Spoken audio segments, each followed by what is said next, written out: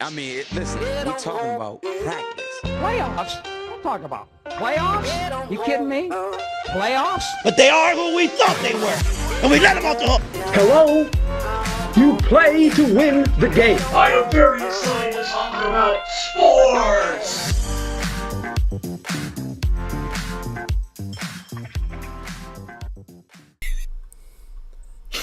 Hey everybody, Nick here with the Wednesday Night Sports Podcast. We've got a special edition tonight with something we like to call Something to Football With. Please don't sue us, Conrad. And of course, I am joined always by my co-host, Hickory Smoked Logan. How's it going, Logan? Oh, you know I love my North Carolina barbecue. But what I love more is the XFL.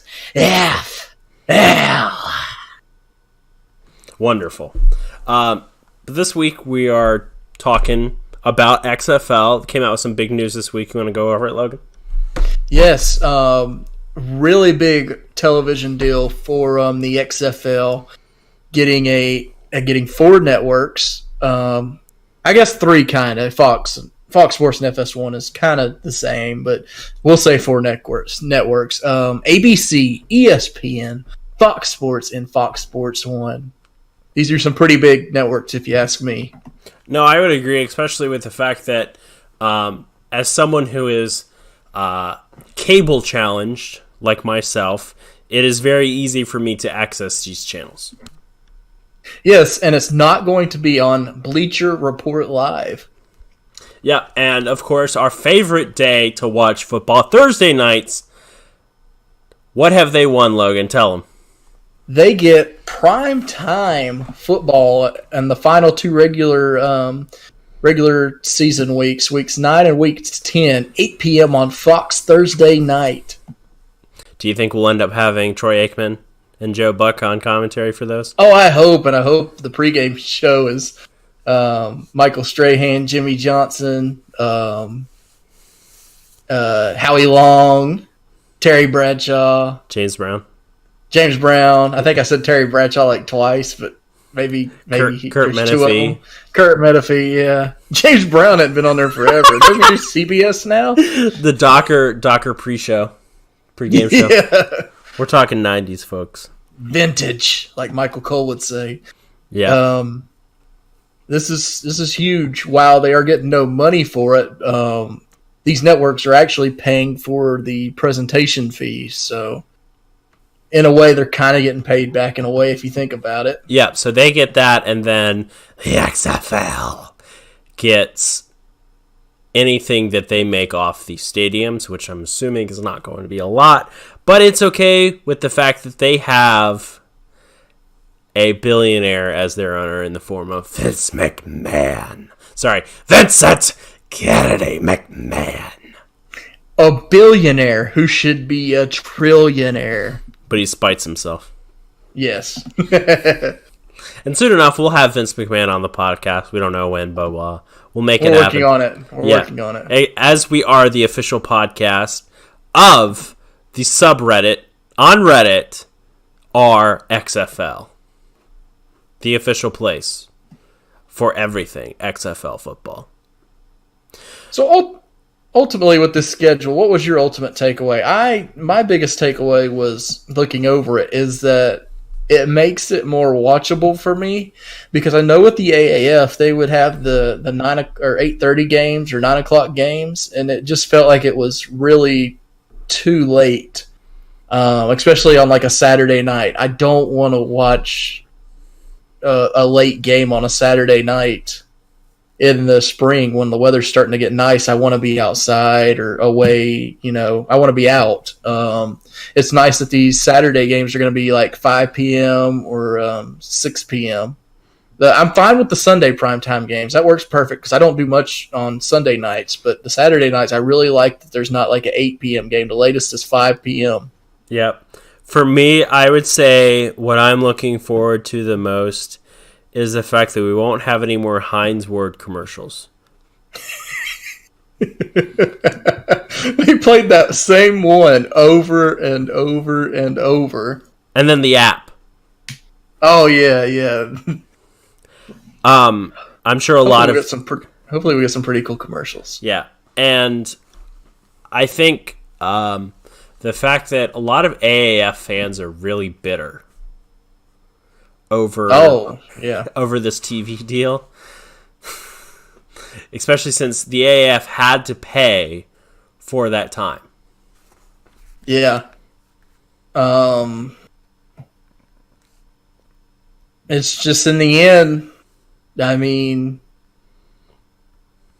what do you want to attach your name to? Vince McMahon, who has did TV before, or, these other dudes that haven't really presented anything before. Right. I feel like, you know what you're getting with Vince. Right. And they've already been through this, so they know at least what to expect. At least I think they do. But it's Vince McMahon, and it seems like he makes the same mistakes week in and week out. Right. With the WWE. But Oliver Luck might be different, since he's really running the whole thing. You know what I mean? Well, yeah, I was about to say they really have some football heads involved in this, former coaches, GMs. But they said the same thing about AAF as well. Right. But but like they have had meetings about what they can change the game with. They brought in former Detroit Lions coach Jim Caldwell. They brought in former Carolina Panthers coach, Chicago Bear coach, Denver Bronco coach John Fox, and a few other names that have been meeting, not even to coach, just what they can change the game. Talking about possibly moving the NFL play clock down 10 seconds, speeding up it, because they don't want games to last 3 hours. And I think we saw what the AAF did. I think it was much more enjoyable to watch, something that's under 3 hours. He needs to learn that when he books his wrestling product, but that's a whole different story. Right. So ultimately, I do have optimism with the XFL, and I think a lot of people do as well. And people just want spring football. And AAF was so close to giving that to them, but only lasted 8 weeks of the 10. No playoffs, no championship game, which we would have gotten on April 27th. That did not happen, unfortunately. But you guys missed a big opportunity at a crazy live stream. Well, we can still do the same thing for the XFL next year. Yes, definitely. We had big plans for the AAF championship. We don't know how we were gonna do it, but we probably Periscope. We thought about live streaming the whole game. We could have done it on Periscope. Work on something for next year. Yeah. Hopefully, our Washington, whatever they are called, I guess to be announced in June, will win the championship. Well, speaking of team names, do you want to go ahead and start doing some knee-jerk reaction? Yes. All right, let's go ahead and start with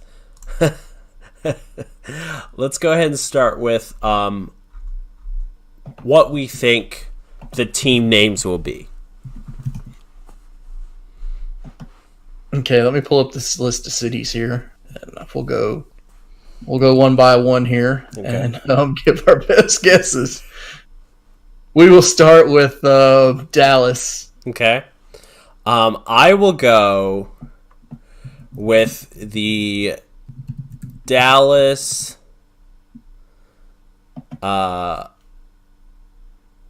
Dobermans. That's my lock of the week. Okay. I'm gonna say the Dallas. This is harder than it seems. The Dallas Yetis. Dallas Yetis, I like it. I picture like mummies coming out like for their entrance. The Yeti. Next we got Houston. Oh man. I'll start this one since you did the first last time. This is not as easy as it should be. The Houston Predators. Okay. I will go with the Houston Poodles.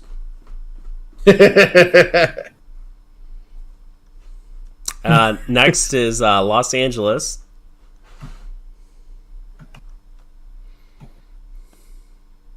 Who you got? I got the Los Angeles Golden Retrievers.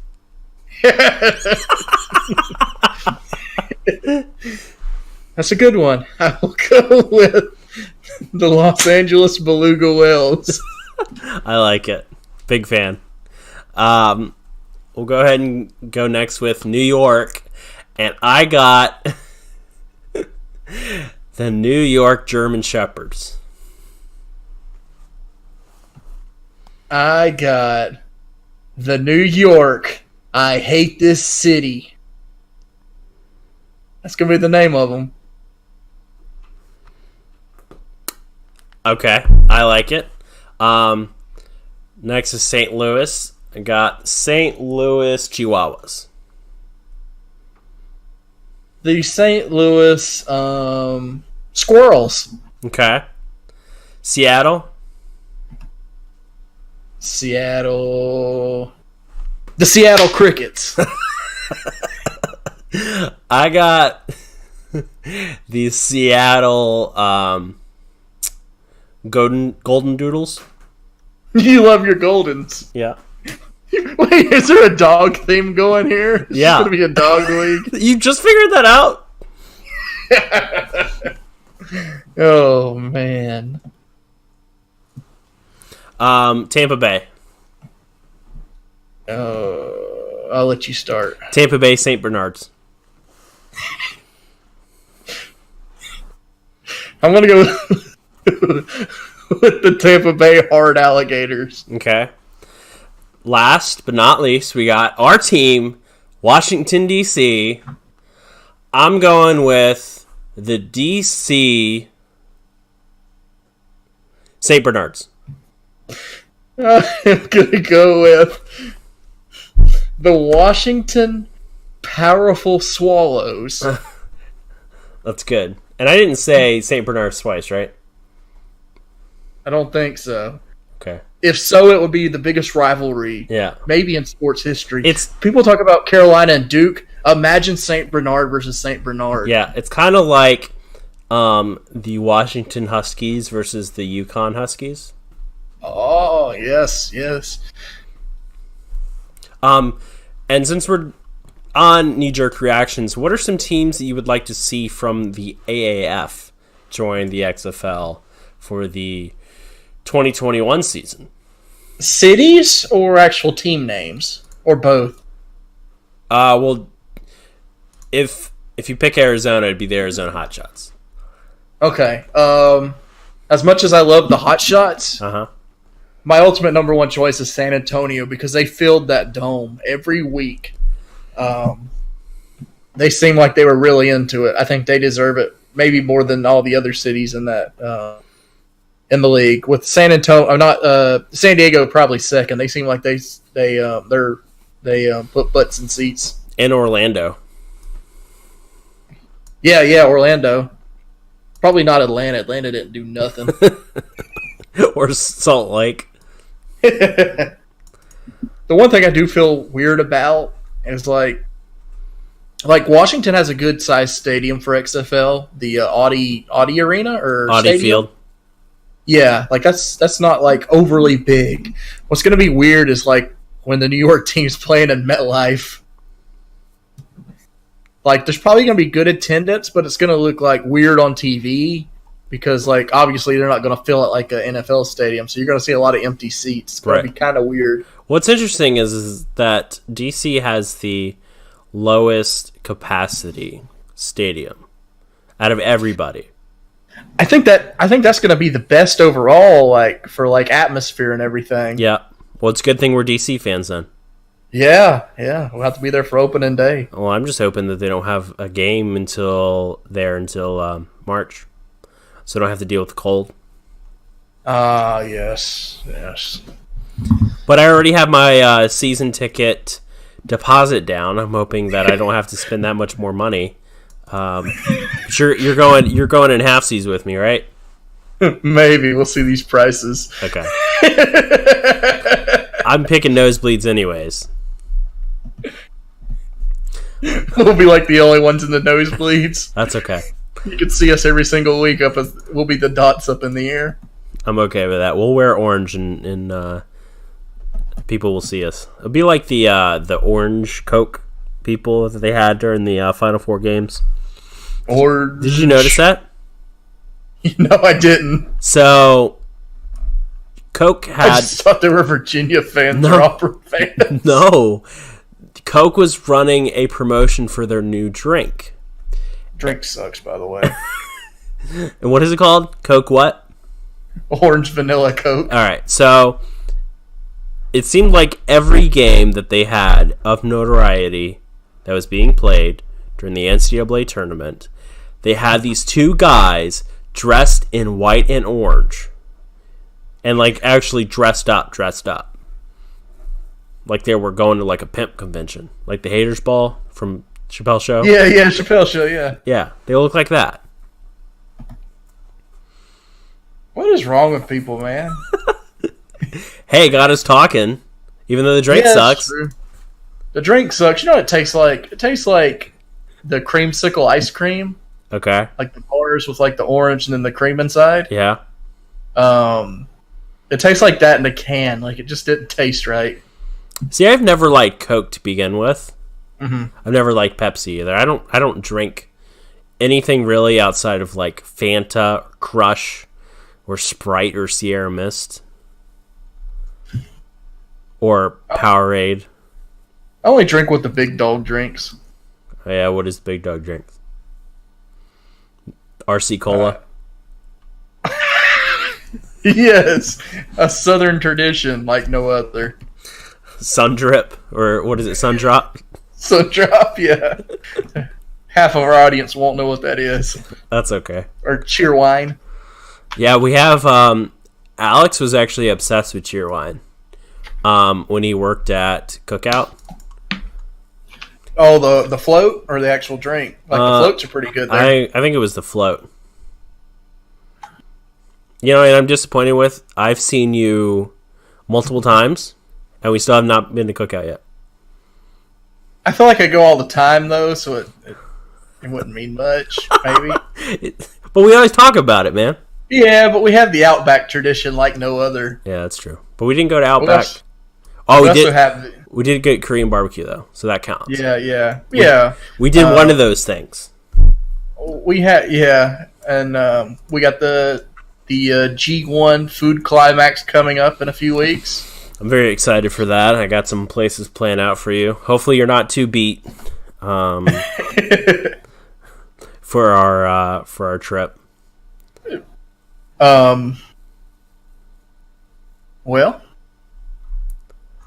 Well, yeah, it's gonna be a good trip. Yeah, it's gonna be a great trip.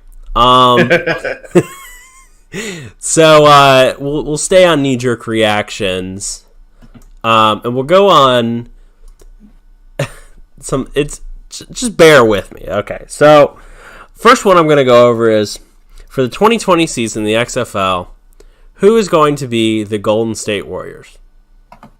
Who's going to be the dynasty? Who's going to be the one that... Just for this one season. I think that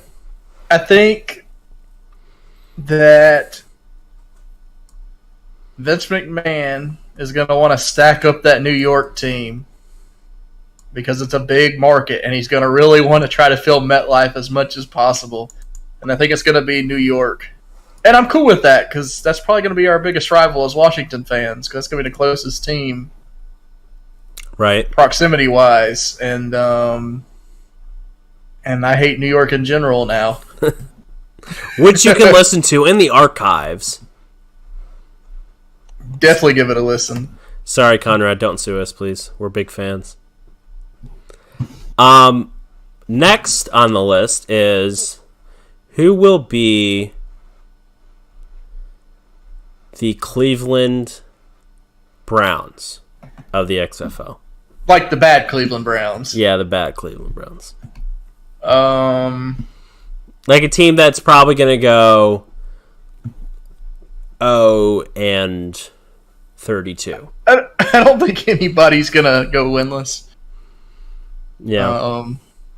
I mean, they might. We don't even know what the rosters are, but that's okay. That's part of our knee-jerk reactions.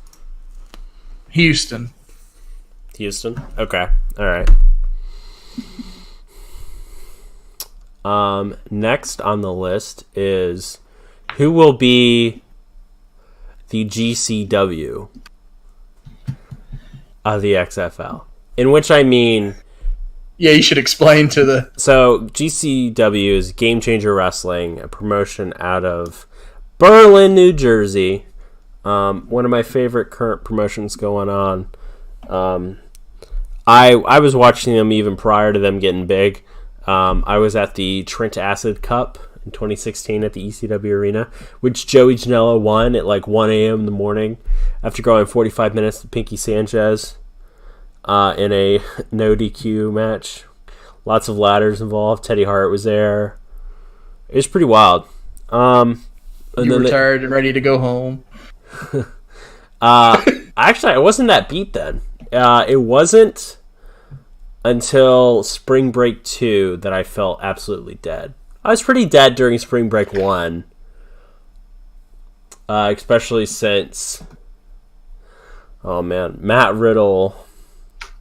versus Dan Severn was the main event. I guess the good thing about I don't want to get off topic too much here because these people don't want to hear wrestling talk, but I guess the good thing about the Trent Acid Cup is that you didn't have like a whole bunch of shows in 1 week either. Right. But Spring Break 3 was fantastic. Go out of your way to watch it. We will be covering it soon. Hopefully next week. We got a lot of surprises coming. Basically, GCW is like a anti-WWE. Right, but they're doing it right. Right. Unlike AEW, Ring of Honor, TNA, you name it. We're not bashing you, Vince. Please sign us. Right. we're bashing Vince on a Vince podcast. I love it. Next is... who is going to be... Oh, the GCW. Yeah. I guess we didn't even give a team. Right. Well, I'm going to go with Washington. I like it. We're going to be extreme. Like, they're going to have fans jumping from, like, the nosebleeds, which will be us, like, jumping through barbed wire tables. Who do you think the DC quarterback's going to be?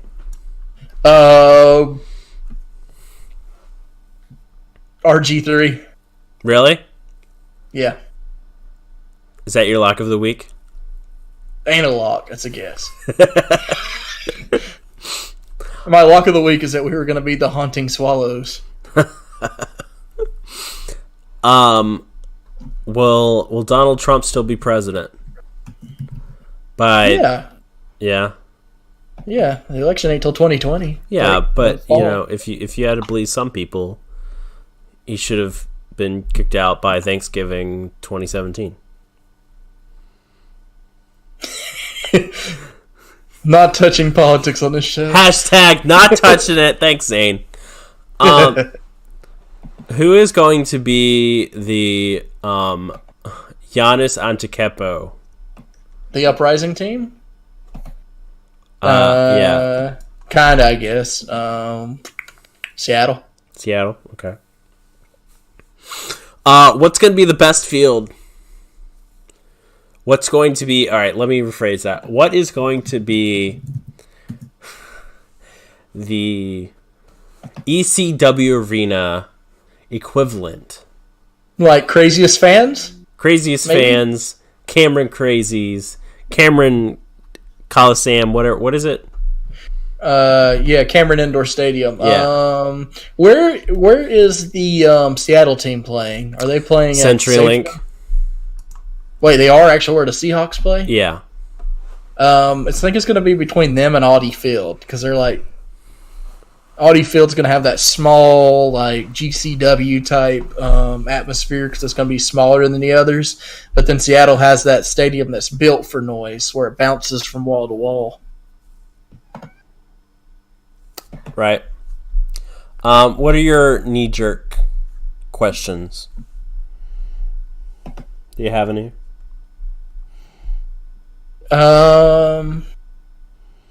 I don't have questions, but I do have what the overtime rules that they are testing. I don't know if you have seen this, where it's going to be like penalty kick version of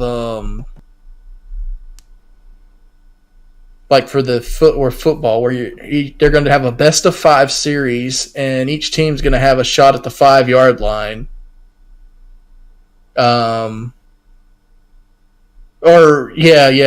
Each offense will take turns attempting 2-point conversions, best out of 5 wins. But they're going to be on the same the field at the same time.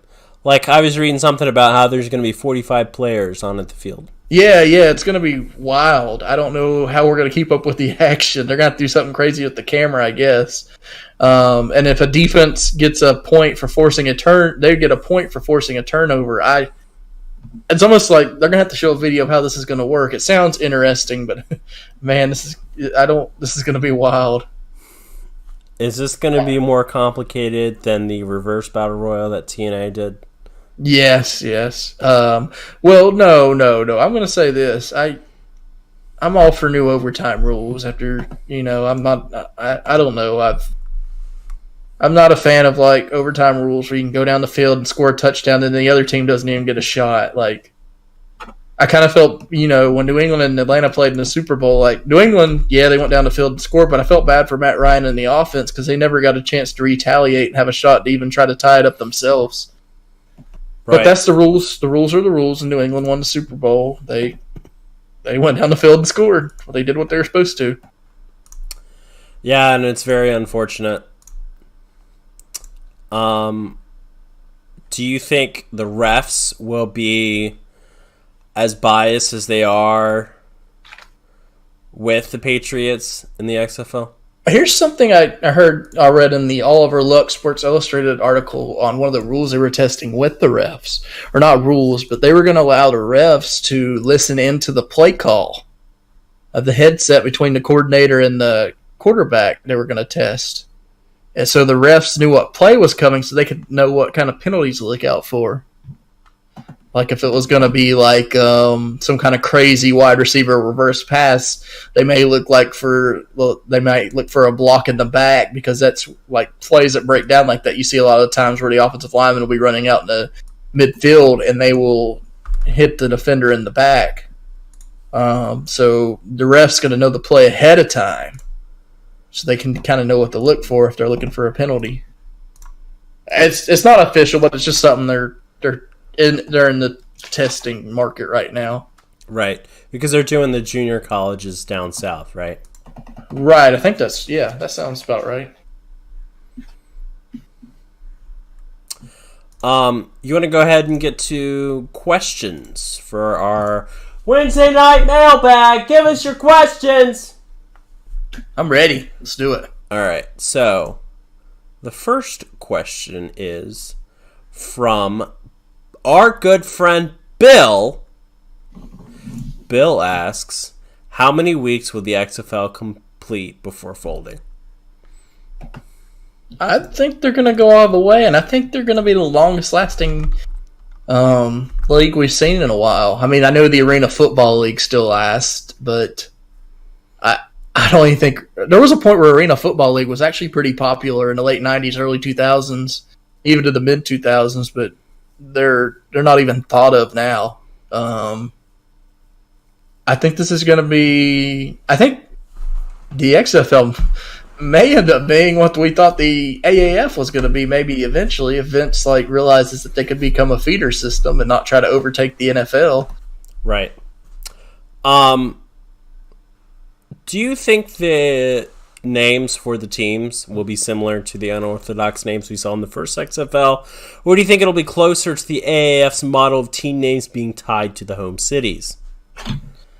Well, I know what were some of the original teams. I know you had the New Jersey Hitmen, I think.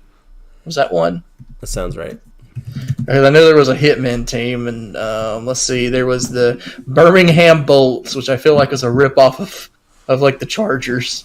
The Chicago Enforcers, the Las Vegas Outlaws, the Los Angeles Extreme, the Memphis Maniacs, the New York, New Jersey Hitmen, and the Orlando Rage, and the San Francisco Demons. I hope these names they come up with are better than these. These just sound like they were thrown into a random generator.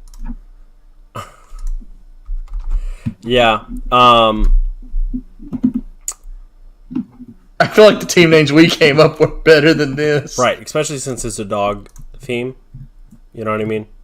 Yeah. And you know, like when I was a kid though, I thought those names were cool, but looking back on it, it's just like, man, it just feels like, you know, when you like played Optimus Ball when you were a kid and like they just gave you like random names. Like I played like T-ball when I was in kindergarten. They named us the Rugrats. And we had green jerseys, white letters. Very nice. And hats that just had an R on it. Going back to our next question, with going back to the rule changes from Damn It Kevin, the XFL has a history of rule changes in the interest of creating a more exciting game. What changes do you think will be the most key, and how do you think the conversations regarding concussions will play into this? I know Vince came out right when they had that first press conference and said the game was going to be safer. I don't know. It's so early. I don't know what kind of measures they're taking. I'm assuming probably some kind of different helmet or something. I don't know. And as far as rules, I don't know what they talked about outside of some of the rumors we've heard. Do you think they should bring back that one rule that they had where instead of kickoff they all rush at the same time to get the ball? I'm all for it. Possession. I'm all for it, but that's not being very safe at the same time. I remember the first ever one, like dude like broke his leg or something, didn't he? Something crazy happened. Which, by the way, you can watch on ESPN Plus for the documentary of the XFL, which was made by the creator of the AAF. Go figure. I would also recommend the XFL edition of Something to Wrestle With podcast. That was pretty good as well. Yeah, got to give a shout out to our boys Conrad Thompson and Bruce Pritchard, especially since we're probably going to get sued since our podcast share too much of likeness. Just kidding. But yeah, I would say I'm pretty excited, and we're definitely gonna touch more on the XFL, especially since our new Twitter handle is what, Logan? XFL Wednesday. Right. Nothing like that guy with XFL WED night. Fuck that guy. We'll be covering all breaking news as it comes over the next few months. Tomorrow we will be, I think they are announcing the St. Louis coach and GM? Did that sound right? I thought I saw that on the XFL's Twitter earlier. Or, no, it wasn't St. Louis, it was... LA. Was it LA? Yep. Okay. LA, we'll be finding out who their coach and GM is tomorrow. We probably won't do a live show on it unless it's something very crazy, like Bill Belichick or something. Yeah. But follow our Twitter as we'll give you updates on who it is. But as far as breaking news and stuff, if anything major comes up, we will try to record as soon as possible and get you our opinions on it. Yeah, and of course next week we're going to try and do a live version of Joey Janela's Spring Break Part 3, Part 1. Part 3, Part 1, yeah.